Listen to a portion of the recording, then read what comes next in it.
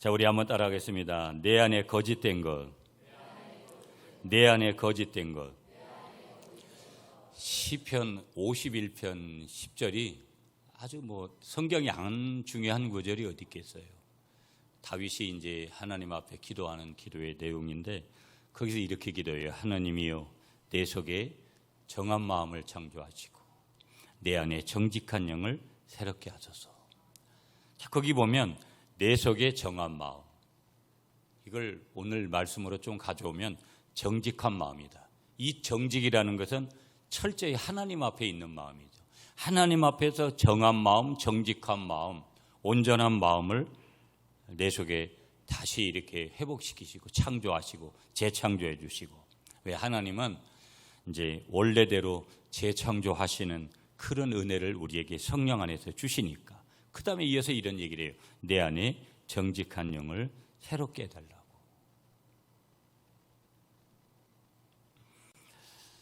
요즘 여러분 사람들이 다 옛날보다는 다 기본적으로 가지고 살면서도 만족을 모르고 계속해서 돈을 쫓아가고 돈이 전부인 같이 그렇게 생각을 하죠. 그리고 또 돈이 실제 없으면 할 수 없는 일들의 제약이 굉장히 많은 세상이기 때문에 또 그럴 수 있고, 돈이 잘못된 것이 아니라 돈을 다스릴 줄 모르고 다스림을 당하며 사는 사람이 많기 때문이고, 그 돈을 누리면서 사는 것이 아니라 돈에 눌려서 사는 사람들이 많기 때문에 문제인 거고, 그건 누구를 대상일까? 예수 안 믿는 사람한테 질문하는 것은 무르나 만한 거고, 우리 예수 믿는 그리스도 안에 있는 사람들에게 질문해야 될, 나에게, 우리에게 질문해야 될 상황이죠. 돈에 대한 간증이 있어야 되는데 날마다의 삶 가운데 간증이 아니라 자기를 위한 것에 너무 지나치게 몰두하고 몰입하다 보니까 그게 간증이 되지 못하고 자기애로 빠져버리는 그런 예들이 굉장히 많아요. 여러분 가만히 보세요. 여러분, 왜 참 이렇게 좋은 세상이 함께 더불어 살면 옛날보다 아주 수십 배, 수백 배, 수천 배에 가까울 정도로다가 좋은 세상에 우리가 살잖아요. 그런데 문을 열고 잠을 잘 수 없고 문을 열어놓고 우리가 외출할 수 없는 그런 시대에 있잖아요. 한번 여러분 외출을 하고 그렇게 문을 열고 거기다가 귀중품을 하나 놓고 그렇게 한번 가보세요. 어떤 일이 벌어지나. 그거는 그런 모험을 해봤자 그건 무르나 마나라는 시대에 우리가 있는 거예요. 왜 오늘 우리 사회가 이렇게 급박하고 왜 이렇게 사회가 정말 여유가 없고 살아가는데 이렇게 힘든 것일까라는 문제는 인간 이해부터 출발이 잘못됐기 때문에 그런 거예요. 우리 인간은 늘 말씀드리지만 3분법으로는 영과 혼과 육으로, 2분법으로는 영혼과 육으로 구성이 되는데 많은 사람들이 어디에 초점을 맞추는 거예요? 어떤 사람들은 99.999%가 다 육에가 있어요. 육밖에 몰라. 내면의 세계, 영의 세계, 마음의 세계도 잘 몰라. 관심도 없어. 오직 육에 빠져 살아가는 그런 사람들. 그런데 문제는 뭐냐면 대부분의 사람들의 퍼센테이지가 다 육에 초점을 맞추고 있다는 데 문제가 있는 거예요. 물론 우리의 육도 사랑해야 되죠. 소중히 여겨야 되죠. 이 땅에 사는 동안에는 특히. 그럼에도 불구하고 적어도 우리 인간이 구성되어지는 요소가 3가지인데도 3가지를 인정하지 않는 사람들이 너무나 많은 거예요. 한 가지만 있다라고 착각을 하고 겨우 생각을 하면 마음 세계가 조금 있다라는 거. 근데 그 세계는 내가 알지 못하기 때문에, 보이지 않기 때문에 그 퍼센테이지를 많이 거기에다가 부여하지 않는 그런 시대에 있는 거예요. 정작 우리의 일들은 다 어디서 이루어지느냐? 거울 너머의 세계에서 이루어지는 거예요. 거울 너머의 세계, 보이지 않는 세계에서 역사하시는 하나님의 손에서 우리의 모든 일들이 이루어지는 줄 믿습니다. 그래서 역사에 우연은 없는 거예요. 운명적으로 그렇게 되는 건 없는 거예요. 복음은 그걸 말하지 않아요. 복음은 하나님의 섭리, 하나님의 경륜, 하나님의 뜻, 하나님의 계획하심, 하나님의 목적, 하나님의 의도가 어느 곳에서든지 내가 인정하고 싶지 않은 그런 일들 속에서도 하나님의 그런 이유들이 거기에 있는 것이다. 그런데 많은 사람들이, 특별히 우리 예수 믿는 사람들이 그것을 듣기는 하는데 자기의 삶에는 적용하지 않아요. 오직 보이는 세계, 육의 세계, 내 육체적인 일들에만 관심을 많이 가지는 거예요. 그걸 헬라어로다가 육체를 사륵스라 그런다고 말씀드렸어요. 성령은 표뉴마인데, 표뉴마의 성령의 영의 세계에 초점을 맞추는 것이 아니라 사륵스, 눈에 보이는 육신의 초점을 너무 맞추고, 오늘은 눈으로 보는 것과 귀로 듣는 것과 말로 행하는 것, 마음으로 느끼는 것들이 너무나 선명한 시대, 그림이 너무나 선명한 시대에 있기 때문에 우리는 뭘 많이 받냐면 도전과 용기를 많이 받는 것보다는 무모한 유혹을 많이 받는 그런 시대에 우리가 있는 거예요. 그래서 많은 사람들이 결국은 눈에 보이지 않는, 다시 말하면 사람을 속이는 그 현장에서 남을 속였다라고, 그리고 가까이 자기 아내, 자기 남편, 자기 자식들, 자기 부모들, 자기 지인들을 속여놓고도 그 사람들이 못 봤다라는 근거 하나 때문에 결국은 유혹에 빠져서 사단이 기뻐하는 그런 일들을 얼마나 많이 저지르면서 살아가고 있는지 몰라요.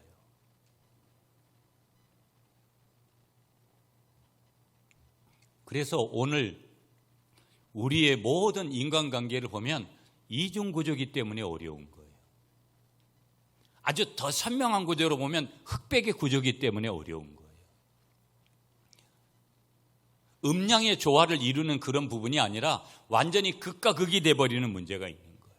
자, 예레미야 17장 9절 10절에 가보면 9절에 인간의 마음, 사람의 마음을 이렇게 표현했어요. 만물보자 거짓되고 심히 부패한 것은 마음이라 누가 능히 이를 알리오마는. 잘 그런 것들에 대해서 알려고 하지를 않는다. 만물보다 거짓되고 심히 부패한 것이 우리의 마음, 인간의 마음, 나의 마음이라는 거예요. 여러분이 지금 은근히 내 마음속에 감추어 놓은 영역들, 그것이 눈에 보이는 것들, 눈에 보이지 않는 것들, 여러분 마음속에 감추어 놓은 것들이 뭐 있습니까?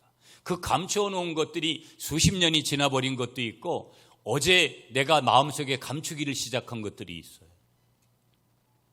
그러나 분명히 아셔야 돼요. 그런 것들이 많으면 많을수록 사람은 속였는지 몰라도, 사람의 눈은 감추어져 있는지 몰라도 하나님은 두 눈을 분명하게 뜨시고 100% 그것을 알고 계신다라는 거. 그리고 그것은 은혜 받지 않는 이상은, 절대 회개하지 않는 이상은 그 마음에서 떠나지를 않을 것이고, 어찌 보면 그 한 가지 두 가지를 내가 감추었다는 사실이 허용되는 것에 대해서 그것을 느끼다 보면 끊임없이 내 마음속에 그러한 것들을 감추면서 살고 또 그렇게 있고 그렇게 살아갈 거라는 거. 그러나 분명한 사실은 말씀을 전하고 있는 저 자신도, 말씀을 듣고 있는 여러분의 마음도 심히 여러분의 마음, 제 마음이 거짓되고 부패했다라는 거, 그것을 인정할 수 있느냐? 그것을 모르고 그것을 인정하지 못한다면 아직도 하나님의 사람이 아니요 그리스도의 사람이 아닐 거라는 거. 예레미야 17장 9절에 그렇게 인간의 마음을 두 가지로 크게 정의를 내놓고 10절에 이렇게 말씀합니다. 나 여호와는 심장을 살피며 폐부를 시험하고. 무슨 얘기예요? 우리 인간의 영혼 육을 다 바라보시는 하나님, 그 하나님을 말씀하시면서 각각 그의 행위와 그의 행실대로 보응하나니 심은 대로 거둔다라는 거, 심은 대로 결국은 우리가 하나님 앞에서 얻을 수밖에 없다라는 것을 하나님께서 일일이 말씀하시고, 여기 말씀하시면서 여호와는 심장을 살피며 폐부를 시험하시고, 우리의 몸과 마음과 영혼을 주님께서 친히 만드시고 또 우리를 인도해 가신다는 거. 그래서 우리 안에 성령이 계신 거 아니에요? 하나님의 인도를 받을 건가? 아니면 이 부패한 그 육신의 소욕을 따라서 우리가 살아갈 건가? 끈적끈적한 것들이, 우리가 그 소욕의 요소들이 우리를 어디로 인도할 것인가? 나는 어디에 나의 마음을 맡기면서 살아가고 있는 것일까? 라는 것에 대한 큰 질문이 필요한 것이죠. 그러면서 내 안에 분명한 것은 거짓된 여러 가지 요소들이 거기에 감추어질 수 있다는 것을 우리에게 말씀하고 있다는 것. 어떤 대학에 경건한 교수님 한 분이 계셨는데 수학 교수님이셨어요. 그의 이름이 메디슨 첼럿이라는 그런 분인데, 이 메디슨 선생님은 학생들에게 시험을 칠 때 시험지를 내줄 때마다 항상 이런 얘기를 했다라는 거예요. 여러분, 나는 오늘 여러분에게 두 가지 시험을 내줍니다. 하나는 수학이고 또 하나는 정직이라는 시험입니다. 여러분이 수학 시험에 통과하는 것은 여러분에게 일시적 성공을 약속합니다. 그러나 이 정직의 시험에 통과하지 못하면 여러분은 삶에서 진정한 성공을 기대할 수가 없습니다. 여러분은 이 수학 시험에 실패하고도 훌륭하게 인생을 살아갈 수가 있습니다. 그러나 만약 정직의 시험에 실패하면 보람 있는 삶을 기대할 수가 없습니다. 무슨 얘기일까요, 여러분? 수학 점수 많이 받는 것도 중요하지만 정직하게 시험 치르고 정직하게 그렇게 살아가는 것이 훨씬 더 중요하다. 한마디로 제자들에게 정직한 제자들, 정직하게 그렇게 살라고 그렇게 말씀하는 거예요. 여러분, 오늘 우리가 많은 이렇게 장사를 하시는 분들, 가게를 하시는 분들 보면 여러분, 가게 전면과 가게의 후면이 달라요. 가게 전면은 화려한 간판을 쓰고 거치대를 하고 손님을 끌기 위한 온갖 수단들이 다 거기에 있어요. 여러분, 이 가게가 깨끗한 가게인지는 어디를 가보면 아냐면 뒤편을 가보면 알 수 있어요. 앞과 뒤가 너무 다른 거예요. 전면은 그렇게 화려하고 멋있고 사람을 유혹하기 위해서 그렇게 만들지만 후면은 온갖 지저분한 것들로 통해서 거기서 그렇게 이루어지고 있어요. 대부분일 거라는 거예요. 대부분. 어떤 가게나 어떤 곳을 예외하고 다 그럴 것이다라는 거. 그 가게만 그러겠나? 어떤 때는 교회도 그럴 수가 있고 어떤 우리의 요소의 현장에 다 삶의 현장에 그럴 것이라는 거. 결국은 사람들이 어디에서 실망을 하는 거예요? 정직과 부정직의 부조화 때문에 결국은 조화를 이루지 못하는 것들 때문에 실망을 하게 되더라. 사람에게도 마찬가지예요. 여러분, 가까운 사람에게, 먼 사람들은 별로 알지를 못해. 목사에게도 목사에 가까이 나를 섬긴 사람들이 실망을 얻고 그렇게 하지, 목사가 어떻게 저럴 수가 있나? 그럴 수 있죠. 왜? 똑같이 목사도 부패 있고 누구든지 다 부패한 건데 인간은 그럴 수 있다. 그러나 그럴 수 있다라고 정당성을 주장할 수 있는 건 없다. 왜? 그건 참여하고 회개할 요소이기 때문에. 그러나 누구에게든지 그런 참여하고 회개할 요소들이 분명히 있는 것은 부인할 수 없다. 여러분, 한번 질문할게요. 여러분, 오늘 나는 정직한가? 정말 나는 하나님 보실 때 나는 정직한 사람이라는 그런 생각을 분명하게 선언할 수 있는가? 아니면 부정직한가? 정직하다라고 말하기가 저도 그렇고 여러분들도 쉽지 않다라는 거. 아니, 정직하려고 어찌 보면 몸부림을 치고 있는가? 이 질문이 훨씬 더 정확한 답이죠. 정직한가? 이것보다는 정직하려고 몸부림을 치면서 사고 있는가? 적어도 후자는 돼야 될 거 아닌가? 전자는 될 수 없어도 후자는 돼야 되는 거 아닌가? 그리스도인답게 살아가려고 하는가? 그리스도인답게 살아보려는 행동 양식이 우리에게 특별한가?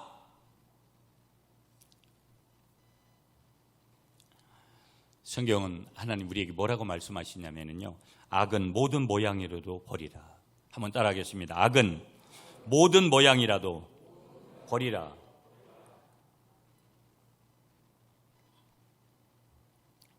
명령형으로 말씀하세요. 악은 버리라고 명령하시는 거예요, 하나님이요. 바울 사도를 통해서 하나님이 우리에게 말씀하신 거죠. 자, 본문으로 돌아가 볼게요, 여러분. 아나니아와 삽비라 얘기가 오늘 나와요. 오늘 보면 사도행전 5장 1절부터 11절에 보시면 초대교회 안에 일어났던 한 부정직한 사건이 지금 기록돼요. 자, 그런데 보세요. 여기 한 부부가 나오는데 남편은 아나니아고 아내는 삽비라예요. 이 아나니아 삽비라 부부의 부정직한 사건을 하나님이 말씀하시는데 이 부부에게 나타나는 것은 뭐냐면 정직하지 못했다. 다른 말로 하면 거짓말이에요. 이 부부의 거짓말은 반만 거짓말이고 반은 정직한 거예요. 그 땅을 팔아가지고 하나님 앞에 얼마를 드린 것은 분명히 정직했어요. 어느 부분에서는. 근데 문제는 정직하게 말하지 않은 것, 정확하게 그렇게 하질 않은 것이죠. 아나니아라는 사람, 남편이죠. 이 아나니아라는 사람이 교회 앞에 밭을 팔아서 생긴 돈을 바치면서 사실은 어떻게 했느냐, 그 일부를 자기를 위해서 감추어 두고는 모든 것을 바친 것처럼 꾸민 거예요. 아니, 처음부터 그렇게 하든가. 여러분, 처음부터 이것은 그냥 내가 어떤 용도를 위해서 쓰려고 하고 이 부분만 헌금을 하겠다고 그렇게 정해버렸어야 되는데, 처음부터 다 하려고 하다가 다 한다고 했다가 반만 바치고 반은 자기를 위해서 써버린 데 문제가 있는 거예요. 그래서 여러분, 우리가 소원을 함부로 하지 말아라.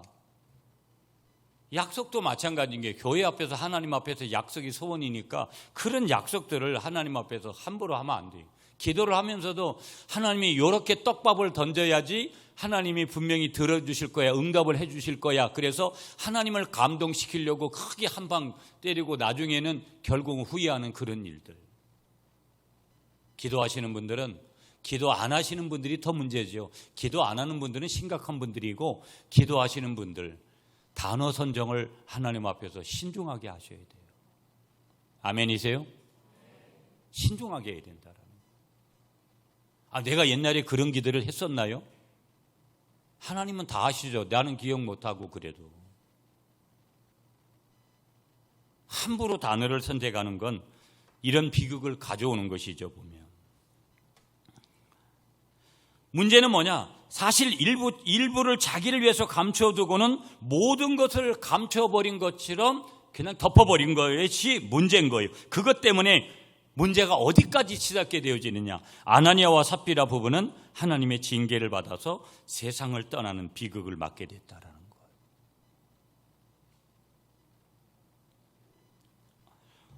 우리가 오늘 본문을 읽습니다. 여러분, 사도행전 5장 1절부터 11절의 본문을 읽을 때 참 이 성경을, 이 말씀을 준비하면서 제가 볼 때도 의문점이 정말 많이 생겨요. 만약에 이것이 오늘날 복음 시대에 적용된다면 여기 살아있을 사람이 제가 볼 때는 거의 없을 것 같아요. 저부터도 마찬가지고. 그것은 어찌 보면 우리가 하나님을 향한 이 아이러니, 도대체 하나님을 이 순간에는 이해하려고 해도 이해할 수 없는 그런 아이러니가 우리에게 생겨나는데, 어찌 보면 약간은 인간의 마음이 어떤 생각이 드냐면 하나님이 좀 지나치시다라는 느낌을 얼마든지 우리가 가질 수 있어요. 하나님, 나 하나님께 실망했습니다. 하나님 너무 이거 지나친 거 아닙니까? 너무하시네요. 너무하시네요.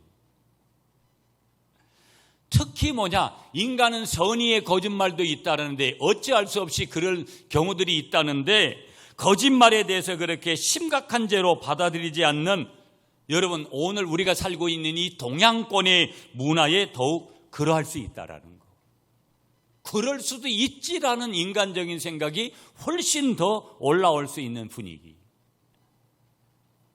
동양은 어찌 보면 이런 죄들보다도 성적인 죄를 더 큰 죄로 여기는 사고가 훨씬 더 큰데, 특별히 오늘 우리 한국 사회를 보면 한국 사회는 작은 거짓말은 어찌 보면 대수롭지 않게 넘기는 전통을 가지면서 흔히 선의의 거짓말이라는 용어도 종종 우리가 사용하고, 그래서 여러분 달력을 보면 만우절이라는 날도 우리가 사용을 하는데, 만우절.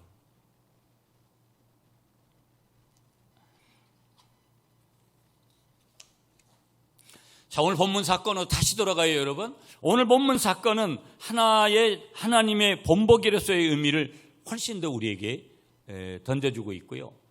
모든 것들은 다 하나님의 주권의 영역 속에 있다는 거. 어찌 하나님이 이 정도 가지고 이렇게 하는가라는 것이 우리 인간의 잣대일지 몰라도, 하나님의 잣대는 하나님의 주권의 영역 속에 들어가면 이거보다도 더 못한 일로 죽음을 맞이할 수 있다는 거. 그건 하나님의 주권적인 영역이니까, 우리의 사람의 영역에서는 이 정도 일 가지고 사람을 죽입니까? 라고 따질지 몰라도 하나님 앞에 따져가지고 그것을 뒤바꿀 수 있는 그런 경우들이 크지 않죠. 자기의 소유를 하나님께 바치려는 아주 좋은 동기, 여러분 헌금 많이 하려고 하는 좋은 동기, 여러분 얼마나 좋아요. 우리 교회도 이런 헌금 좀 많이 하는 그런 교인들이 좀 많이 생겼으면 좋겠어요. 예, 별로 여러분 생각이 없나 봐요. 어차피 나는 많이 할 헌금이 없기 때문에 많이 하겠다고 그래야지 하나님이 여러분의 입을 크게 열 때 여러분의 환경을 통해서 복을 줄 거 아닙니까? 아멘이세요?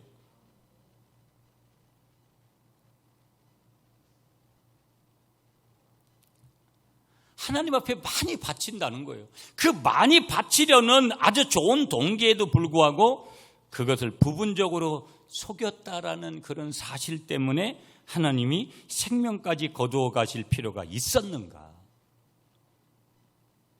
이게 우리의 큰 질문이죠. 그리고 항상 왼편으로 생각하는 사람들은 훨씬 더 이 질문이 강해질 거예요. 그렇다면 나는 이런 예수 안 믿어. 나는 이런 하나님 안 믿을 거야. 예, 머리가 단단해진 사람들은 그렇게 생각도 할 거라는 거예요.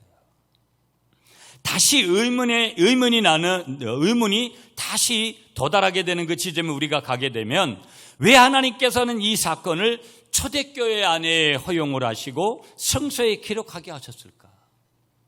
별로 이런 것들은 성경에 기록되면 이 아이러니에 대해서 받아들이는 사람이 있고 받아들이지 못하는 사람이 있을 건데, 자 보세요 여러분, 이 사건이 주는 의미를 두 가지로 우리는 요약해 볼 수 있어요. 첫 번째 의미는 뭐냐? 여러분 오늘 본문 4절로 가볼게요. 4절 말씀 우리 같이 읽어요. 시작. 땅이 그대로 있을 때에는 내 땅이 아니며 판 후에도 내 마음대로 할 수 없더냐? 어찌하여 이 일을 내 마음에 두었느냐? 사람에게 거짓말한 것이 아니오 하나님께로다. 아멘. 자, 이 사건이 주는 첫 번째 의미는 뭐냐면요, 하나님 되심을 보여주는 사건이에요. 하나님의 하나님 되심을 보여주시는 사건.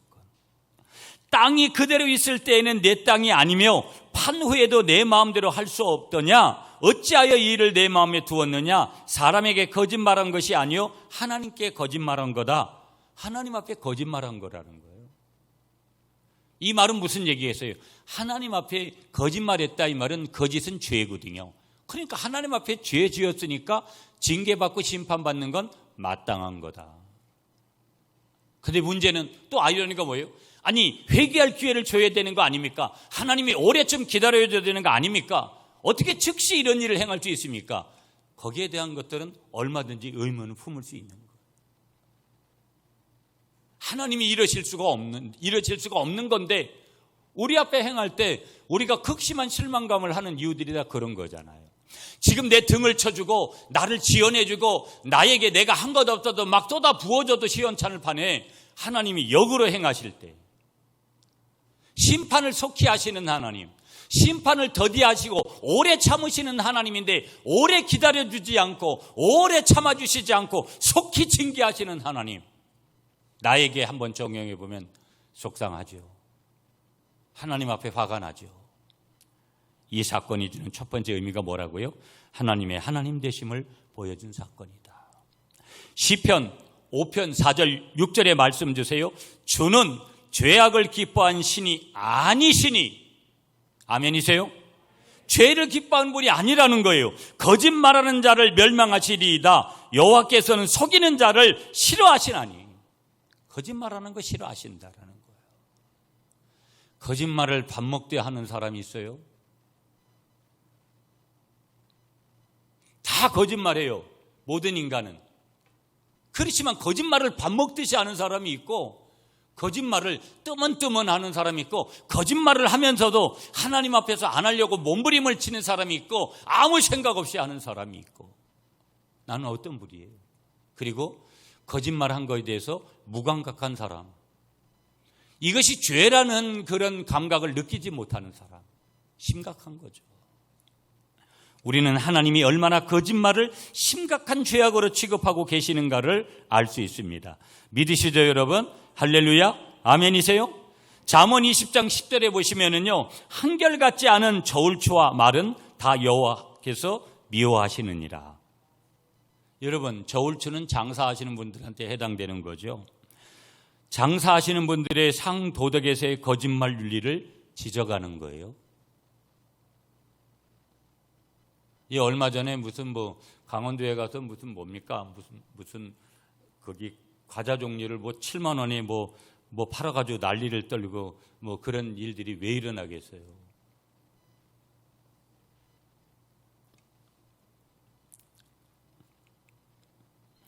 세계 3대 거짓말 중에 하나가 뭐냐면, 이거 팔아서 하나도 안 남는다고. 장사하는 사람이 안 남는 걸 왜 그러고 있어 갖다가. 거짓말이다 이 말이죠. 무슨 수단을 동원해서라도 덜 남기느냐 덜 남기느냐 있지 남긴다 이 말이에요. 그러면서도 이거 팔아서 하나도 안 남는다고. 그래서 장사는요, 예수 믿는 사람들이 해야 되는 거예요. 그것도 예수를 잘 믿는 사람들이. 원리가 그래요. 하나님은 진실하신 하나님이신 줄 믿습니다.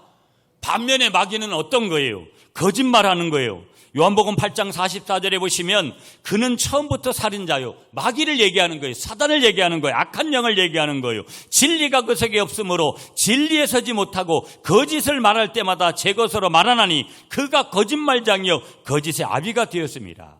그렇게 증언하는 줄 믿습니다.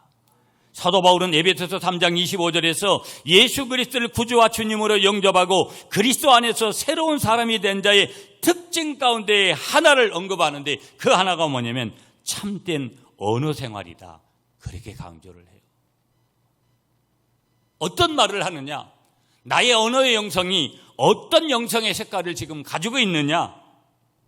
거짓을 버리고 각각 그 이웃으로 더불어 참된 것을 말하라. 그렇게 말씀하시는 대로 나는 거짓을 많이 말하는가 아니면 진실을 많이 말하는가? 우리의 입술 속에서 나오는 언어의 영성의 자리를 우리가 한번 깊이 살필 필요가 있는 것이죠. 여러분, 가만히 보면은요, 목회자가 제일 힘들 때 언제인 줄 아세요?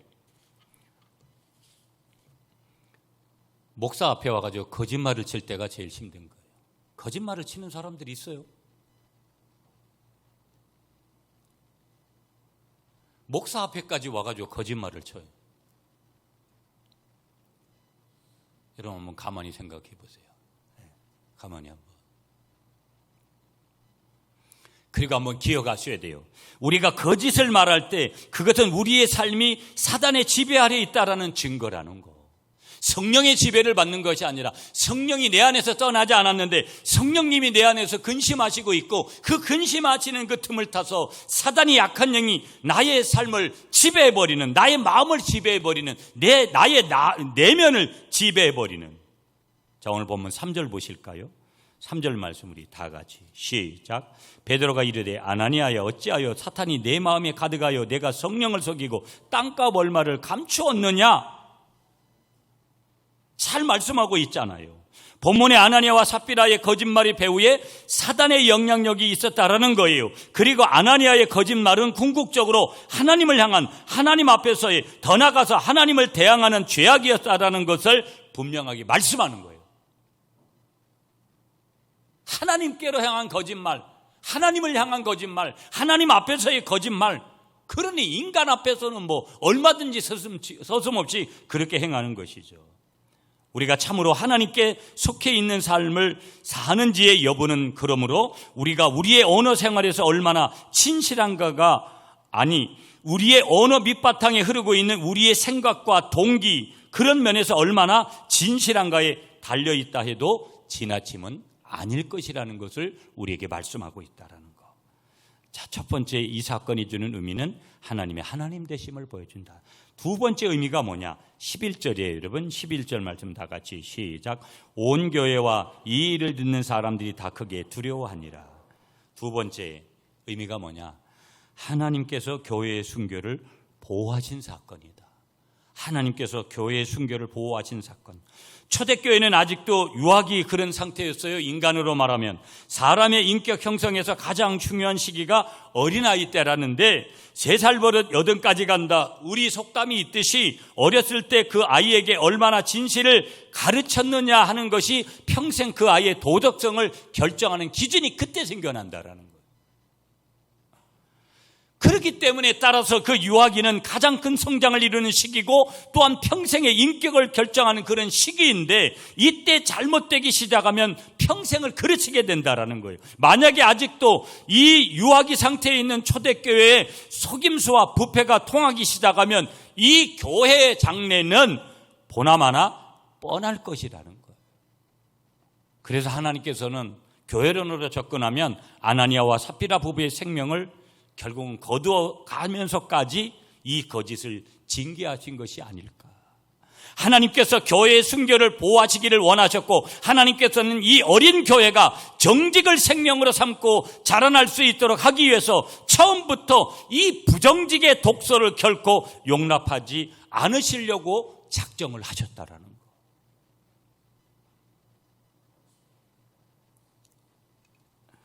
그러므로 하나님께서 두 번째 의미를 뭐로 두셨느냐? 하나님의 교회의 순교를 보호하신 사건이다. 자, 그러면 이제 우리가 크게 하나 더 보려고 하는 것은 비극의 원인을 한번 좀 더 깊이 찾아보고자 해요. 자, 먼저 2절 말씀이에요. 오늘 본문 2절 말씀을 여러분이 읽어주세요. 시작.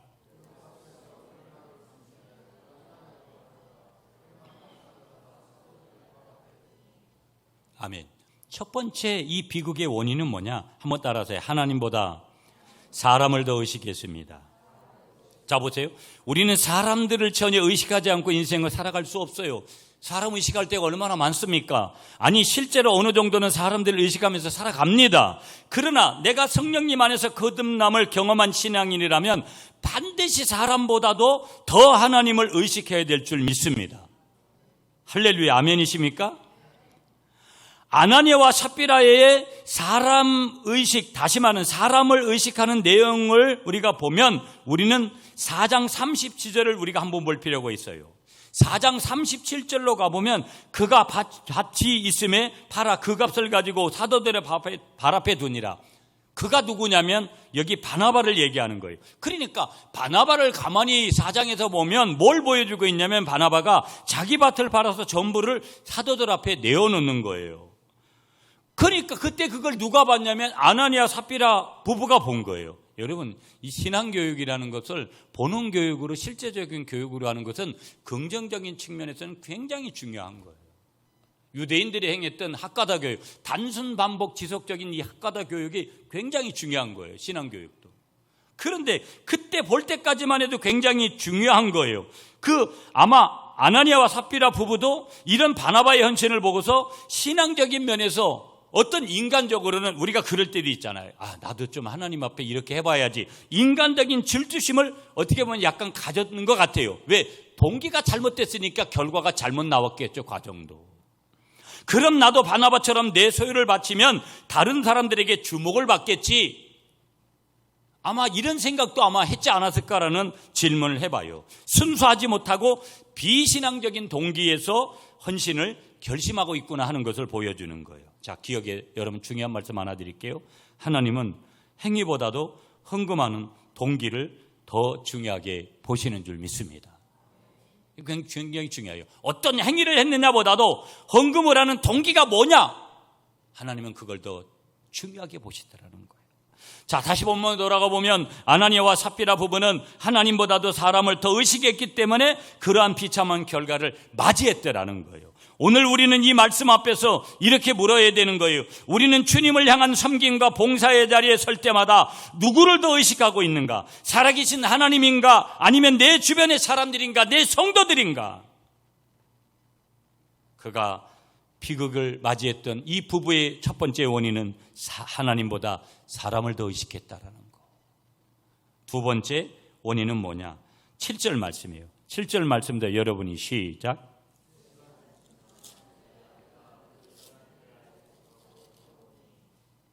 아멘. 한번 따라하겠습니다. 부부의 영적 트러블에 있습니다. 두 번째 원인이 뭐냐? 이 부부가 영적인 트러블을 가지고 살아가는 거예요. 신앙의 색깔이 달랐다는, 아니, 어찌 보면 달라야 될 때 다르지 못하고 같아야 될 때 같지 못하고 같지 않아야 될 때 같았다라는 거예요. 이게 트러블의 정확한 어떤 분석이에요, 보면은. 자, 2절에 보시면 그 안에 들더라. 여러분, 아내가 삽비라가 알았으면 아나니야, 당신 그러면 안 됩니다. 하나님 앞에 안 됩니다. 적어도 그런 거예요. 알면서도 그 아내도 알았는데 그렇게 하지를 않았어요. 막지를 않았어요.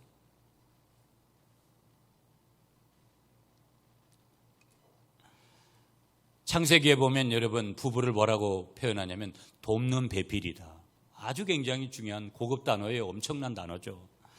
여기서 돕는다라는 말은 정신적인 유익을 넘어서 영적인 유익까지 포함해서 상대방을 유익하게 하는 역할을 가리키는 거예요. 나는 남편과 아내에게 영적인 유익을 주는 사람인가?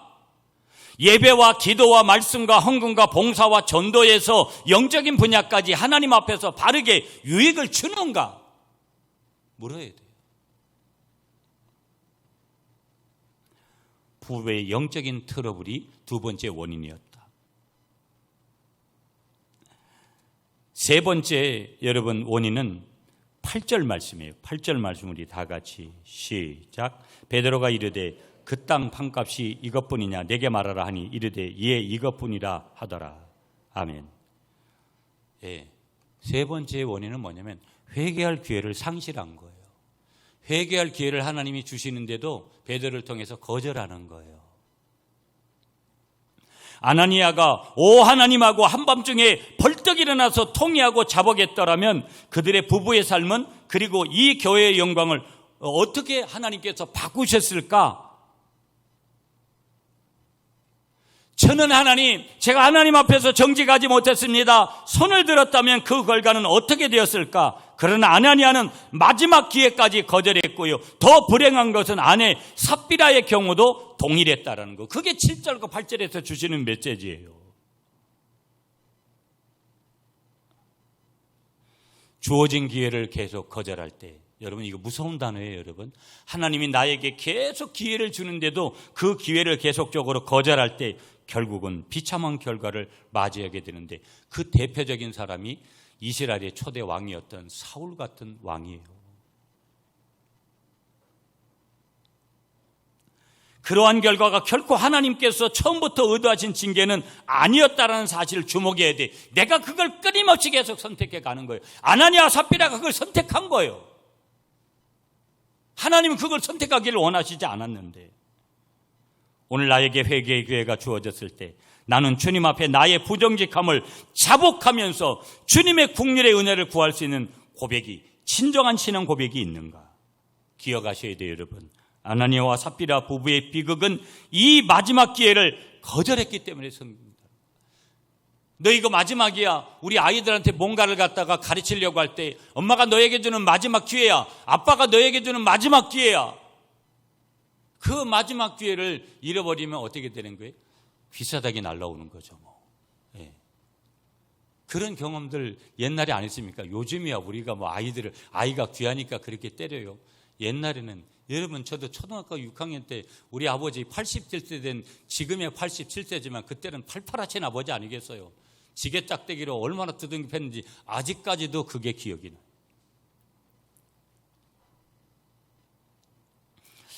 이제 말씀 맺을게요, 여러분.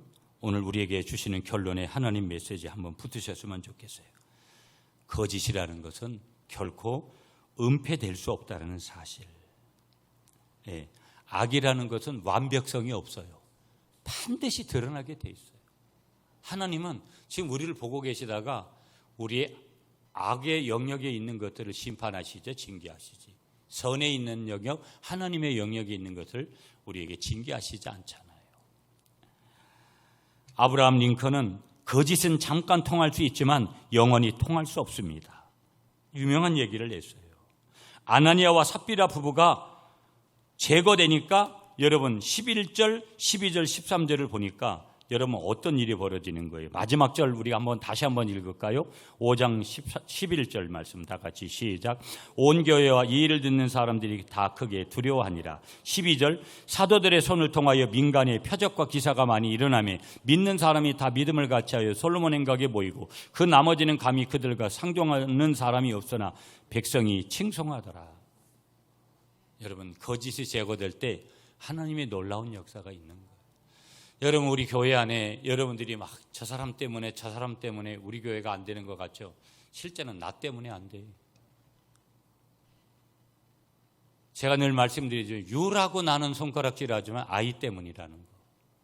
우리의 각자가 주님 내 탓입니다라는 그 심정을 가지고 나아가면 가정도 교회도 사회도 정말 하나님이 원하시는 그런 정직한 사회가 되고 정직한 그 속에 하나님의 나라가 임하게 되는 줄 믿습니다.